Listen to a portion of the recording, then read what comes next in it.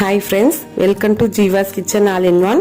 நம்ம சேனல்ல ஆரோக்கியத்துடன் கூடிய சமையல் ரெசிபிஸ், சூப்பரான கோலங்கள், பயனுள்ள தகவல்கள், தெரியாத பல விஷயங்கள், டைலரிங் ஐடியாஸ், எல்லா விதமான டிப்ஸ் எல்லாமே இருக்கு.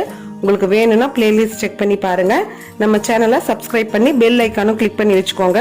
கூடவே ஃபேஸ்புக், இன்ஸ்டாகிராம், சாட்டையும் ஃபாலோ பண்ணிக்கோங்க. வாங்க, இன்னைக்கு நம்ம என்ன பார்க்க போறோம்னா, மழை மற்றும் பனிக்காலம் ஆரம்பிச்சிருச்சு. நாம் மருத்துவர்கிட்ட போகாமல் எந்த விதமான சைடு எஃபெக்டும் இல்லாமல் வீட்டில் இருக்கிற பொருட்களை வச்சு சளி, இருமல், காய்ச்சலுக்கு எப்படி நம்ம குணப்படுத்திக்கலான்னு தான் குறிப்புகள் பார்க்க போகிறோம். ரொம்பவே பயனுள்ளதாக இருக்கும். நம்மளுக்கு வீட்டில் இருக்கிற பொருட்களை வச்சு சிம்பிளாக நம்மளே நம்ம உடம்பை சரியான முறையில் பாதுகாத்துக்க முடியும். சளி, இருமல் வந்துடுச்சுனாலே தண்ணியை சூடு பண்ணி குடிக்கணும். வெந்நீராக குடிக்கிறப்ப நம்மளுக்கு தொண்டையில் ஏற்படுற வீக்கத்தை குறைக்கிற தன்மை வெந்நீருக்கு உண்டு. இது சளி, காய்ச்சலுக்கு காரணமான தொற்றுக்களையும் நம்மளுக்கு அகற்றிடும். ஒரு தேக்கரண்டி ஏலக்காய் தூளை எடுத்துக்கோங்க. அதை நெய்யோட கலந்து சாப்பிட்றப்ப மார்பு சளி போயிடும். சீரகத்தை நல்லா பொடி பண்ணி பனங்கற்கண்டோடு சேர்த்து தினமும் 2 வேளை சாப்பிட்டு வரப்ப சளி, இரும்பலை சுத்தமாக எடுத்துடும். அதே மாதிரி பார்த்தீங்கன்னா சின்ன வெங்காயச்சாறு, தேன், இஞ்சி சாறு 3ஐயும் சம அளவாக எடுத்து தினமும் ஒரு வேளை சாப்பிட்டு வந்தோம்னா 2 நாட்கள்லேயே நம்மளுக்கு சளி சரியாக போயிடும். சின்ன வெங்காயம் பார்த்தீங்கன்னா அதில் ஆன்டி ஆக்சிடென்ட்ஸ் நிறைய இருக்குது. அதனால் அது தொற்றுக்களையெல்லாம் உடனடியாக நம்மளுக்கு நீக்கிடும். அதே போல் மிளகை தூளாக்கி தேனோட கலந்து 3 வேளையும் சாப்பிட்டாலும் சளி சீக்கிரமாக நீங்கிடும். அதே போல் பார்த்தீங்கன்னா 2 ஸ்பூன் இஞ்சி சாறும் 2 ஸ்பூன் தேனியும் ஒன்றா கலந்து 3 வேளையுமே சாப்பிட்டு வரப்ப நெஞ்சு சளி நம்மளுக்கு சீக்கிரமாகவே தீந்துடும். நிறைய பேர் நினைப்போம் எலுமிச்சை சாறுனால சளி சேரும்ன்ட்டு.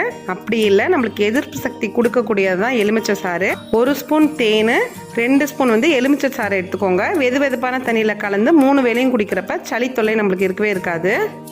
அதே மாதிரி பார்த்தீங்கன்னா தேங்காய் எண்ணெயில் கற்பூரம் போட்டு சூடு பண்ணி நெஞ்சில் தடவை சொல்லுவாங்க. இது நம்ம குழந்தைங்களுக்கே நார்மலாக பண்ணக்கூடியது தான்.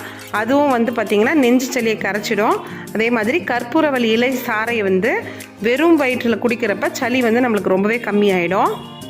வல்லாரை இலையாக கிடைச்சாலும் சரி, இல்லை சூரணம் மாதிரி விற்கிறத வாங்கிட்டாலும் சரி, அதை தேனோட கலந்து சாப்பிட்டு வரப்ப சளி, இருமல் நம்மளுக்கு ரொம்பவே கம்மியாகும்.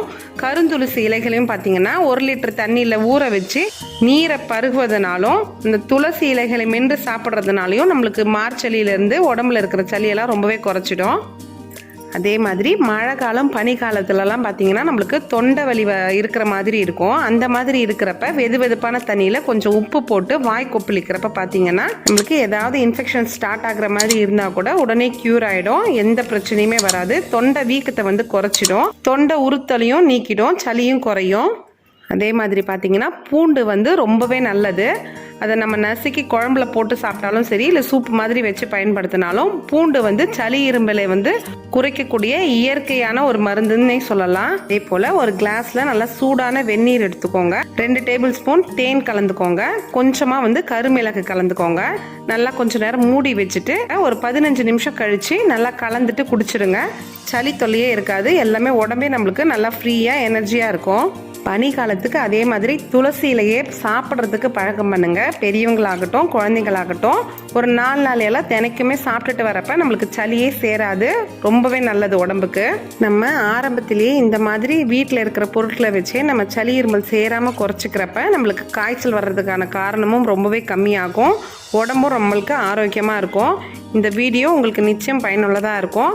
இந்த வீடியோ உங்களுக்கு பிடிச்சிருந்தா லைக் பண்ணுங்கள், ஷேர் பண்ணுங்கள். மேலும் இது போன்ற பல பயனுள்ள வீடியோக்கள் வேணும்னா Jeeva's kitchen all in one சேனலுக்கு சப்ஸ்கிரைப் பண்ணிக்கோங்க.